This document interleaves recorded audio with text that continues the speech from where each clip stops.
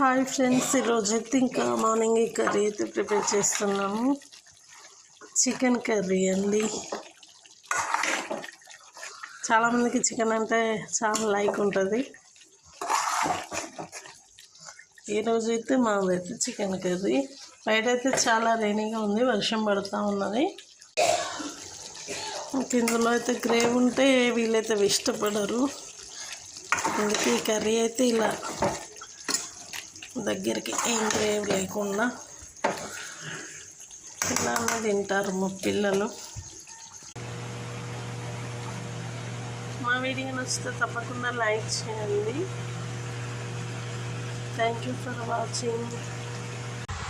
ఇక్కడ మా నైస్ పాప అయితే ఆడుతూ ఉంది. ఇక తనైతే హాయ్ చెప్పరా నైస్గా. తప్పకుండా లైక్ చేయండి.